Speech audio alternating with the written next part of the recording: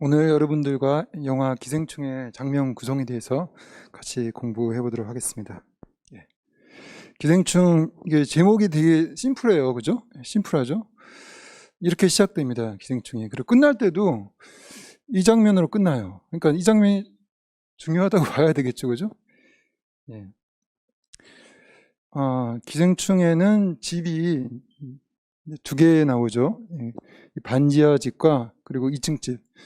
여러분 이제 본 지가 오래됐죠. 한 1년이 넘었을 텐데 기생충 하면 떠오르는 그런 의미? 그런 것이 무엇일까? 다 나름대로 있을 것 같습니다. 아마도 이제 이거 빼고 할게요. 아마도 그 빈부의 양극화, 세계의 빈부의 양극화 이런 주제를 제일 많이 생각할 것 같습니다. 그런데 오늘은 제가 이 이미지를 주로 분석하면서, 그러니까 미장센이죠. 미장센을 분석하면서 거기서 도출되는 의미가 또 다른 게 뭐가 있을까 한번 생각을 해보고 그리고 분석을 했습니다. 그래서 여러분들과 함께 이 자리에서 복기를 하면서 분석을 해보도록 하겠습니다. 지금 이게 반지하 집인데 의외로 바깥에가 잘 보이겠죠, 그죠? 예. 그리고 바깥에 이렇게 풀도 막 나 있고 의외로 자연과 이렇게 멀리 있지 않은 것 같고 이렇게 사람들이 반지하 집에 있는 김기택 가족들이 저렇게 동네들을 구경할 수가 있어, 집에서. 그러니까 저런 집인데 저런 집은 요즘 뭐 아파트는 쉽지 않죠. 아파트는 이렇게 먼 거 그림처럼 보이지 가까이 뭔가 안 보여요, 그죠? 우리가. 그런데 이 집은 마치 예전 우리 전통시대 거주 재래식 주택처럼 한옥이 그랬죠. 그냥 방문 열면은 바깥에 동구밖에 보이고 사람 지나가고 이웃이 지나가고. 그러니까 어떻게 보면 약간의 재래식 주택, 한옥의 어떤 그런 개방성이 분명히 있어요. 그리고 예전 주택처럼 이렇게 곤충, 벌레들도 많죠. 예. 그리고 이렇게 저기 민혁이 들어오는데 보시다시피 문이 열려져 있어요. 요즘 아파트 게이트 커뮤니티 때문에 아무도 못 들어가죠. 근데 이 집은 그냥 문 열고 살아요. 그러니까 민혁이 그냥 들어오죠. 예. 그것도 그런 전통주택과 좀 비슷하죠. 예. 그리고 이렇게 다 같이 모여가지고 피자 박스를 접죠. 이게 바로 직주일체. 직장과 주거가 일치되는 그런 공간이에요. 그러니까 과거 한옥도 농경제 사회에서 그렇게 직주일치가 됐었죠. 그러니까 굉장히 전통적인 그런 집처럼 보이지 않나요? 사실 이게 반지하만 아니면은, 반지하에서 이제 우리가 반지하 집 하면은 가난이라고 우리가 느껴지지만은, 이 반지하 집만 아니면은 사실은 조선시대 때 홑집, 그런 초가 3간, 그래서 건너방, 안방, 부엌, 그런 3칸이 있는 그런 집이에요. 왜냐면은 저기 실제 안방, 건너방, 딱 그리고 부엌, 화장실 이렇게 밖에 없거든요. 예. 예, 그런 것도 그렇습니다. 그리고 여기서 이제 이 집은 아무래도 이제 좁은 집에서 많이 살다 보니까 이렇게 물건들이 이렇게 혼란스럽죠. 그러니까 무질서하고 한마디로 이제 그런 그 문화의 어떤 질서 이런 것보다는 자연의 카오스 이런 거에 더 가까울 수 있을 것 같습니다. 예. 그리고 안방은 누가 보더라도 시골집 같은 안방이죠. 그래서 예전 장롱이 있고 그리고 자식 문화죠. 자식 누워서 저렇게 낮잠을 즐기고 있고, 그리고 충숙은 지금 뜨개질을 하고 있어요. 그 뜨개질도 이제 전통적인 문화죠. 근데 기후는 스마트폰을 하고 있죠. 그러니까 이제 현대와 전통이 공존하는 그러한 공간이라고 할 수가 있어요. 그리고 이렇게 뭐 선풍기도 있고 뭐 색깔도 많죠. 색깔도 이제 어떤 관리가 안 되는 색깔뿐만 아니라 형태 모든 것들이 좀 관리가 안 돼 보이죠, 그죠? 예. 그리고 이 집에 있는 소품, 이게 충숙의 사진인데 투포한 선수였나 봐요. 그래서 이 사진도 굉장히 그때 투포안을 던지는 순간을 딱 찍은 스냅 사진이죠. 그러니까 굉장히 생생해요. 생생한 느낌이 있죠. 반면 이게 이제 기억나시죠? 이게 이제 이 박동익 박 사장 집에 걸려져 있는 사진인데, 이 사진은 금방 봤던 그런 스냅 사진과 다르게 굉장히 좀 딱딱하고 고정되어 있죠, 그죠? 그것은 이제 마치 초상화 같은 그런 느낌을 주고 있죠. 예, 그래서 상반돼요. 그리고 또 상반되는 게 또 뭐가 있냐면은, 이 안방을 보면은 뒤에 적혀져 있는 게 그 안분지족이죠. 서예로 이제 써져 있어요, 그죠?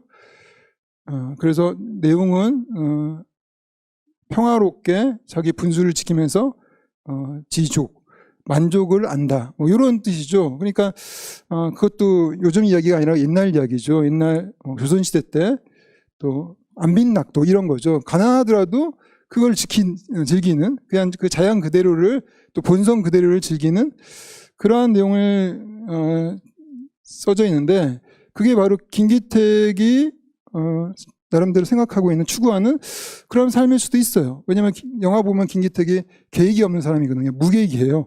그러니까 요즘 도시 사람들은 아니죠. 예.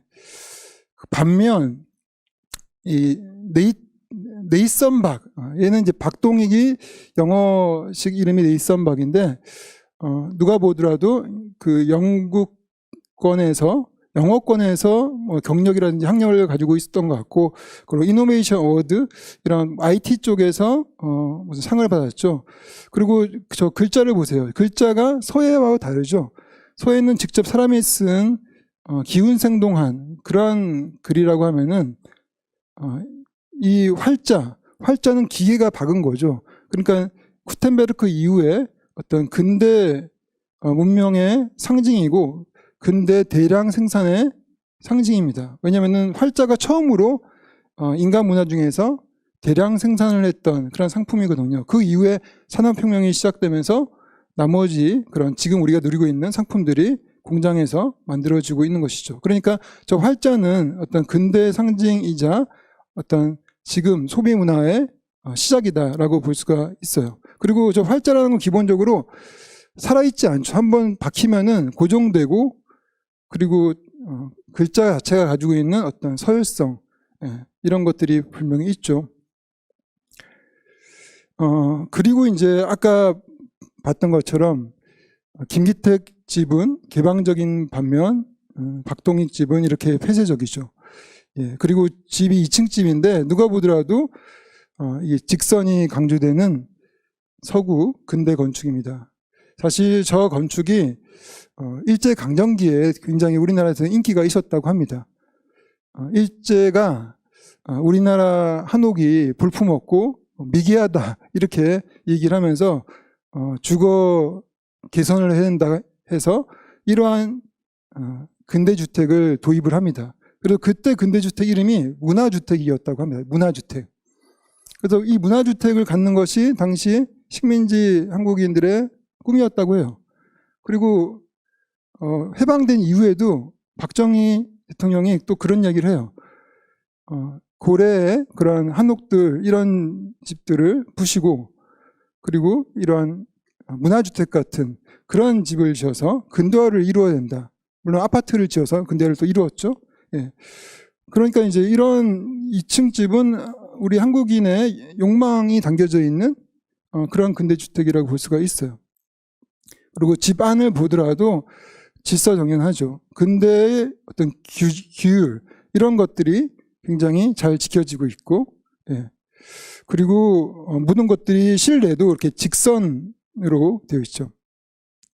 직선은 자연에는 없어요. 직선, 우리 한옥 같은 경우는 곡직이라고 해서 직선이 구분 직선을 말해요. 그죠? 그래서 우리 한옥의 이런 선을 보면은 이런 지붕선을 보면은 굉장히 아름답죠?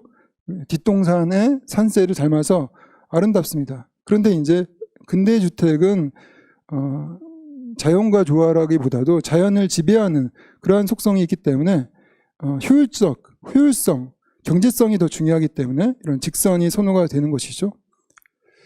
그리고 이 2층 집은 2층에는 사적 공간, 1층은 공적 공간으로 이렇게 분리가 되어 있습니다.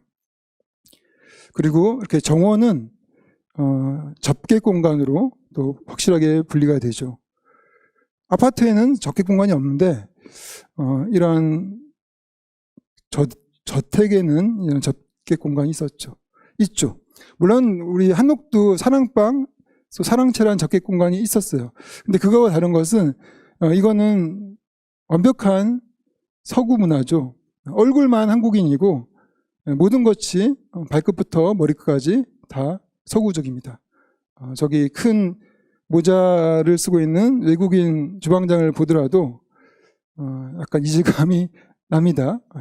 물론 이제 저게 굉장히 좋은 이미지로 보이죠, 사실은. 특히 이 반지하 집의 궁핍함에 비하면 우리가 아이디얼하게 생각하는 그러한 문화일 수도 있어요. 그렇지만 거기에는 꼭 좋은 면이 있는 것은 아닙니다. 아까 반지하 집에서는 단란한 가족들의 모습이 있었지만은 또 민혁과 이웃을 그렇게 환대하는 그런 모습도 있었지만은 여기서는 철저하게 서로 이런 인간관계가 서로 분리가 돼 있죠. 그래서 이런 상류층과 하류층이 저렇게 거리로서 분리가 되죠. 예, 그리고 가족 간에서도 이 영화를 보면은 가족 간에서도 가까이인데도 불구하고 분리가 됩니다. 이게 이제 아웃포커싱을 한 것이죠. 그래서 이 박동익 집에서는 대부분 샷들이 타이트한 이런 클로즈업 샷들이 굉장히 많아요. 그래서 굉장히 잘게 편집을 했고, 그리고 또 이런 식으로 투샷을 잡는다 하더라도 한쪽을 포커스를 날려서 분리를 합니다. 한마디로 관계가 단절되는 그런 느낌을 주죠. 예. 그래서 이 공간은 그런 공간이고, 반면 이 김기택 집은 항상 이런 식으로 풀샷을 주로 잡고 또 포커스가 다 맞습니다. 그러니까 뭐 숨기는 게 없어요. 예. 그리고 투명하죠. 예. 그리고 실제 생생한 어떤 커트를 통해서 왜곡하지 않습니다. 편집을 하지 않고 가능하면은 풀샷을 그냥 쭉 보여주는 이러한 미장센 연출이 많아요. 그러니까 두 가지 공간이 특성이 굉장히 다르다고 상반된다고 우리는 느낄 수가 있죠. 그런데 이들이 이 김기택 가족, 단란한 김기택 가족이 바로 전에 삼겹살 파티를 했죠. 그리고 난 다음에 또 축하한다고 이렇게 박동익 집에서 이번 양주 파티를 하는데 이번엔 다르죠. 예, 이들도 분리가 되죠, 그죠? 이들도 이렇게 분리가 됩니다. 예, 이렇게 분리가 되죠. 그리고 미묘한 갈등이 일어나요. 미묘한. 그러니까 뭔가 이 집에 들어오게 되면은 이들도 어떠한 자기의 몸에 맞지 않는 그런 욕망 이런 것이 막 꿈틀거리나 봐요. 그래서 이런 미묘한 그런 대립이 벌어지죠. 그 중에서 또 이 2층 집의 가장 극단적인 공간이 바로 벙커죠. 지하 벙커. 여러분들도 이걸 보시고 다들 충격을 받았을 거라고 생각이 들어요. 이 공간은 자연이 없는 공간이에요. 자연. 빛도 햇볕도 안 들어오고 그리고 벌레도 아마 없을 것 같아요. 예, 벌레도 못 살 것 같고 저렇게 전구 하나에서 빛이 들어오고 나머지는 그냥 세간살이들이죠. 이 근세. 저 가운데 있는 애가 근세인데 이 근세는 어떤 사람이냐면 여러분 봤듯이 근세는 박동익을 숭배합니다. 왜 숭배하냐면은 박동익이 재물 부자기 때문에 그렇죠. 예, 그리고 또 CEO 이렇게 올해 CEO 잘 나가는 부자예요. 예, 그래서 이 박동익을 숭배하죠. 그리고 이 책들을 보세요. 이 책이 이제 아무래도 근세가 예전에 공부했던 책인 것 같습니다. 보시다시피 헌법, 상법 다 법이죠, 그죠? 예. 도대체 법책을 왜 다 갖다 놨을까? 저는 또 맥락을 좀 비슷하게 이것도 법이라는 것은 일종의 규율이죠, 규율. 일종의 근대를 수호하는 그러한 체계가 법이죠. 그래서 여러분 레미제라블 같은 거 보면은 자베르 경감이 그 프랑스 사회의 질서를 잡기 위해서 그 장발장 같이 그렇게 무질서한 인간들을 잡기 위해서 법의 화신으로서 나오죠. 예, 법을 상징하죠, 법. 그러니까 근대의 어떠한 질서를 수호하는 형태가 법입니다. 그래서 이것도 근대성이라고 볼 수가 있는 것이고, 이거에서 이제 가장 확실한 이 공간의 어떠한 본질이 나오죠. 예, 이 공간은 생명이 없을 뿐더러 생명체들이 지상과제인 번식을 차단하는 이런 문화로 가득 차 있습니다. 그러니까 마치 이 공간은 어떻게 느껴지냐면은 여러분들도 그렇게 느껴질 거라고 생각이 드는데, 매트릭스 보셨죠? 매트릭스를 보면은 매트릭스라는 것이 인간이 기계한테 사육되는 그런 공간이고, 또 인간은 기계와 싸워서 이기기 위해서 인공 구름을 만들어서 지구를 구름으로 덮어버립니다. 그러니까 태양이 없어지니까 생명체계가 다 죽고, 그러니까 인간이 지하로 들어가요. 그래서 지하의 삶을 살는데 바로 이런 삶이죠. 그러니까 지금 이 박동익 집의 벙커는 일종의 그런 디스토피아를 상징하는, 만약 우리 문화가 계속 자연과 조화롭게 가지 않고 자연을 지배하고 자연을 파괴하고 그렇게 간다고 하면은 오로지 0과 1만 남아서 가상세계 속에서 살게 된다고 하면은 이러한 디스토피아, 벙커에서 사는 인간이 될 거라고 생각이 들고, 그리고 실제 그렇습니다. 여기 이것도 굉장히 상징적인데, 근세가 하는 일이 뭡니까 여기서? 그 모스 부호를 칩니다. 머리로 쾅쾅 치죠. 그래서 모스 부호가 바로 디지털이죠. 0과 1이잖아요, 그죠? 예. 그러니까 가상세계에 사는 거죠. 인간을 만나지도 않고 오로지 디지털 신호만 가지고 누군가와 접속을 하려고 하는 그러한 도착된 인간이죠. 예.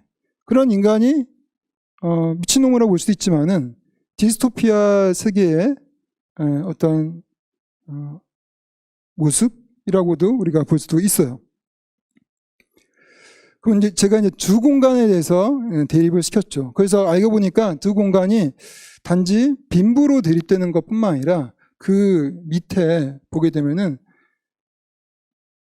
심층 구조로 봤을 때 한쪽은 전통, 한쪽은 근대, 또 더 밑으로 들어가면은 한쪽은 자연, 한쪽은 문화, 이런 형태로 심층 의미를 우리가 찾을 수가 있습니다. 그러면은 우리가 또 영화를 분석할 때 주제를 찾을 때 굉장히 중요한 것이 모티프입니다. 모티프는 반복된 이미지를 말하는데, 여러분 지금 보시는 바로 저 산수경석이 영화 속에서 계속 반복이 되죠. 예. 저게 이제 어떤 의미가 있다는 거죠. 산수경석이 뭡니까? 자연을 조작한 돌이에요. 자연 그냥 돌인데 돌을 마치 위조해서 마치 상품인 것처럼 그렇게 만든 것이죠. 그래서 저게 이제 민혁이 재물을 가져온다고 하니까 기후가 딱 보고 뭔가 느낀, 한마디로 거기에 꽂힌 거죠. 꽂혀서 여기서 이 순간부터 이 산수경석과 하나가 됩니다. 예, 그래서 항상 이 산수경석이 이 집에 이렇게 놓여져 있는데 이 집의 물건들과 완전히 이질적인 모든 물건들이 생활용품이라면은 이거는 유일하게 과시하는 그런 전시품이죠. 먹을 수도 없고. 그렇지만은 이거를 이제 기후는 요긴하게 쓰기도 해요. 저렇게 들고 나가서 앞에서 소변을 넣는 사람들을 공격하는 자신에게 어떤 자신감을 주고 힘을 주는 그러한 주술적인 그러한 사물로서 보고 있는 것이죠. 그리고 하나가 돼요, 이렇게. 그래서 모든 것을 다 잃고도 이 산수경석 하나를 꼭 챙겨가죠. 그리고 이렇게 가슴에 품고 있는데, 이거는 또 그렇게 얘기해요. 내가 품는 게 아니라 자꾸 이 산수경석이 내 몸에 붙는다 이런 얘기를 해요. 그런 얘기를 하죠.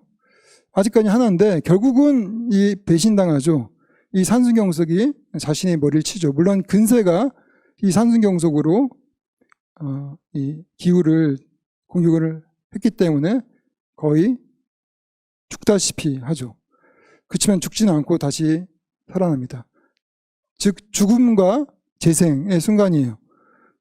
보통 죽음과 재생에 거치면은 인간이 깨달음이 있죠. 지금까지 내가 했던 것들에 대해서 단죄를 하죠. 버리고 새로운 인간으로 태어나겠죠. 여기서도 바로 이 산수경석이 의미하는 것이 바로 위조된 삶이죠. 자신이 대학생도 아닌데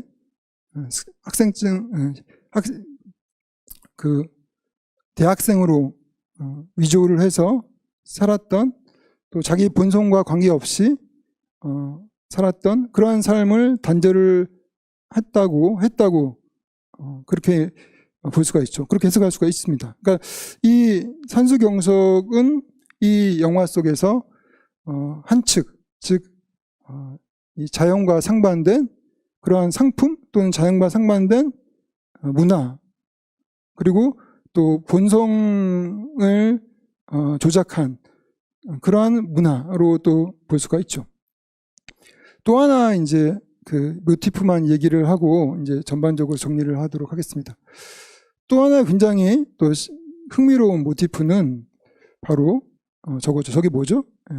저게 화살이죠. 화살. 무슨 화살이죠? 이 다송. 이 집 아들이죠. 이 집 아들이 저렇게 쏘는 인디안 화살입니다.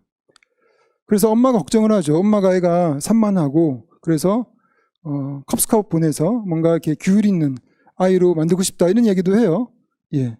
그러니까 이 집에서 이 근대적인 질서가 확고히 갖춰져 있는 이 공간에 그 질서의 균열을 일으키는 그 화살이 바로 다송의 화살이고, 다송은 유일하게 이 집에서 사회화되지 않은, 그래서 좀 자연에 가까운 그러한 존재라고 볼 수가 있죠. 예. 그리고 근데 이런 다송을 엄마는 컵스카웃에 보내서 기후를 잡으려고 해요. 그러면 그 컵스카웃이 뭡니까? 컵스카웃은 군대예요. 군대 어린이 버전입니다. 그러니까 군대는 또 근대 질서를 사수하는, 법이 이제 정신적으로 사수한다면은 군대는 물리적으로 근대 질서를 사수하죠. 예. 그러한 군대에 보내서라도 아이를 이런 규율 속에, 어떤 통제 속에 넣으려고 하고 있죠. 근데 아이는 여전히 아이기 때문에 이렇게 인디안 티피 이런 데서 노는 걸 좋아하고, 그림도 비체계적인, 누가 보더라도 뭔가 무의식적인 세계를 보여주는 그런 혼란스러운 그림도 그리기도 하죠. 그러니까 이 다송인 유일하게 이 집에서 이질적인 존재입니다. 한마디로 약간의 자연에 가까운 존재라고 볼 수가 있죠. 그리고 이런 인디언 추장의 모자가 이제 그런 인디언, 지금까지 봤던 반복된 인디언 이미지, 그 이미지의 가장 최고봉인 것 같습니다. 이 이미지가 이제 일종의 자연과 하나됨, 또 자연과 조화, 이러한 그 문화를 상징한다고 볼 수 있고, 보통 그런 문화가 보통 우리가 인디언 문화라고 하죠. 인디언들은 자연을 지배하지 않죠. 예, 그리고 자연과 함께 자연의 일부로서 살아가는 존재들이죠. 예, 그래서 인디언 문화입니다. 마지막으로 가서 이제 이게 근세가 지금 뭐 하는 거냐면은 이 박동익한테 리스펙트 이렇게 소리치는 거예요. 그러니까 박동익은 일종의 근세가 숭배하는 상품 물신주의의 교주 같은 그런 대상이죠. 예. 죽을 때까지 리스펙트 하는 것이죠. 그러니까 완전히 도착된 인간입니다. 그러니까 우리가 이 세상에 태어나서 신이 우리한테 준 자기 본성은 잃어버리고 오로지 이 자연과 관계없는 그런 상품, 이런 것을 하나의 그 숭배를 하게 되면서 자기 스스로를 통제하는 그런 굉장히 도착된 인간이라고 볼 수가 있죠. 예. 그런데 그런 말을, 리스펙트라는 말 듣고도 당연하게 이제 이 상황에서 저렇게 이 악취를 싫어하는 그러한 모습을 보이죠. 이것은 이제 이 모습을 보고 바로 이 김기택이 분노를 느끼죠. 왜 분노를 느낄까요? 여러분들 다 아시겠죠. 왜냐하면 김기택이 냄새로 자신의 선을 넘는다라고 했기 때문에, 그래서 자신을 일종의 배척한 것이죠. 배척. 그리고 자신은 일종의 하류고 또 박동희 본인은 상류로서 구별짓기를 한 것이죠. 예. 그러니까 이 문화는 뭐죠? 이 문화, 바로 그 전 문화. 예, 이 문화는 바로 그런 근대 질서의 어떤 구별짓기, 모든 것들을 분리하고 거기서 또 서열이 만들어지고 또 인간관계의 기층이 만들어진 것이고 거기서 서로의 배타적인 그런 액션들이 있는 것이죠. 그것을 상징하는 그러한 근대 문화, 타인을 지배 계급이 피지배 계급을 그렇게 배척하는 그리고 구별짓기 하는 문화, 그런 문화의 상징이 바로 또 물신주의의 교주가 바로 박동희 될 수 있는 것이죠. 그렇기 때문에 이 박동희의 죽음은 단지 개인의 죽음이 아니죠. 이것은 일종의 우리 몸의 인디언 또는 김기택 몸의 인디언이 죽인 거라고 볼 수 있어요. 그 인디언은 또 뭡니까? 인디언은 그냥 인디언이 아니라 바로 이런 자연을 지배하고 자연을 파괴하거나 자연과 연결하지 않고 단절하는 이러한 물신주의 문화와 상반된 자연과 연결되고 자연과 조화로운 그러한 문화를 말하는 것이죠. 그러한 문화가 바로 자연과 가까운 문화인 것이고, 바로 그런 두 대립 속에서 일어난 그런 불상사라고 볼 수 있고, 여러분 보세요. 저 칼은 뭡니까? 칼은 바로 인류 최초의 도구로서 저 도구를 통해서 인간이 문명을 만들기 시작하고 문화를 만들기 시작한 거죠. 그러니까 최초 문화를 만들기 시작한 최초의 도구가 바로 저 칼입니다. 그때는 물론 쇠칼이 아니라 돌도끼, 또 돌칼이 됐겠죠, 그죠? 예. 그렇다면은 이것은 어떻게 우리가 볼 수 있냐면은 결국은 우리 첨단 문화 가지고 있는 인류, 또 그 인류가 지금 지배하고 있는, 자연을 지배하고 있는 그러한 이런 문화가 바로 자연에 의해서 파멸되는 것이 아니라 인간이 만든 그러한 도구, 인간이 만든 문화에서 파멸된다는 자멸적인 모습을 좀 보이고 있는 것이죠. 이것이 굉장히 우화적으로 보일 수도 있지만은 실제 우리 일상에서 벌어지고 있는 일이죠. 우리가 가습기 살충제가 바로 그거죠. 우리가 인간의 편리와 건강을 위해서 만들었지만 아이러니하게 수많은 인간들을 죽였죠. 그러니까 인간의 문화가 인간을 자멸시킨 그런 얘기고, 또 요즘에 뭐 플라스틱의 역습 이런 얘기도 하죠. 그리고 또 코로나도 크게 다르지 않죠. 코로나도 인간이 만든 어떤 문화에 의해서 어떤 자연의 역습 이런 형태를 볼 수 있기 때문에 이것은 우리의 일상과 동떨어지지 않은 그런 우화라고 생각이 듭니다. 그래서 이제 마지막에 결국은 이제 이 기후가 근본적인 계획을 잡죠. 그 근본적인 계획이 바로 이제는 분리하는 게 아니죠. 분리하고 배척하고 또 경쟁해서 서로와 이기고 이런 것이 아니라 하나가 되는 것이죠. 하나가 되는 것이 바로 뭐냐면은 자연의 속성이죠. 자연은 전체가 하나의 덩어리죠. 그죠? 하나의 덩어리, 하나가 되는 움직임, 그것이 이제 본원적인 또 기후가 가지고 있는 어떻게 보면은 근본적인 계획이라고 합니다. 그래서 영화가 마지막에 아까 얘기했던 것처럼 같은 이러한 공간에서 단지 밤이 됐다는 것으로 끝나긴 하는데 이것이 이제 단지 우리 사회의 문제뿐만 아니라 제가 아까 지금 이야기했던 것이 겉으로 드러나는 것은 빈부의 극단적 빈부의 대립이지만은 그 밑에 하부 구조 속에 자연과 문화의 대립이 있다고 했고, 이런 거는 사회적인 것뿐만 아니라 우리한테 멀리 떨어져 있는 게 아닙니다. 우리가 항상 싸우고 있는 게 바로 자연과 문화의 대립입니다. 뭐냐면은 우리 인간은 우리 자아라는 것은 이런 이드, 자연에 가까운 충동적인 이드가 있고, 그리고 초자가 있죠.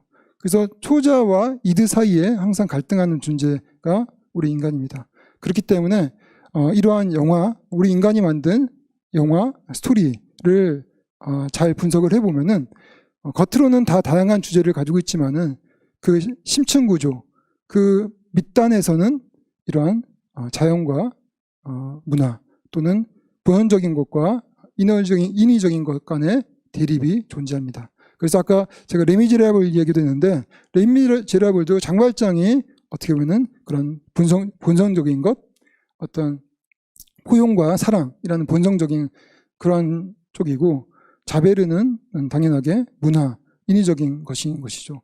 그 외에 대부분의 좋은 영화들을 보게 되면은 결국은 그런 심층 의미를 찾다 보면은 우리 인간의 그런 가장 그런 그 근본적인 문제에 다가가게 되는 것이죠. 그러니까 사실 이제 여러분들도 그렇고 저도 그렇고 이 기생충에 대해서 이렇게 똑같이 이렇게 해석할 이유는 없어요. 그렇지만은 그 작품, 그 이미지를 있는 그대로 잘 분석을 해서 특히 그것의 이미지 간의 차이를 분석하고 그러면서 거기서 객관적으로 도출되는 그런 것들을 발견을 한다고 하면은 그것들은 대부분 그런 심층적인 의미를 찾을 수 있지 않을까라는 생각이 들어서 여러분들도 앞으로 영화를 보면서 그렇게 분석을 해보는 것도 좋을 것 같습니다. 제가 좀 길게 많이 길게 하지도 않았네요. 2분밖에 안 지났네요. 예, 지금까지 들어주셔서 감사하고 좀 더 할까요? 너무 빨리 끝난 것 같아요. Q&A를 하도록 하겠습니다.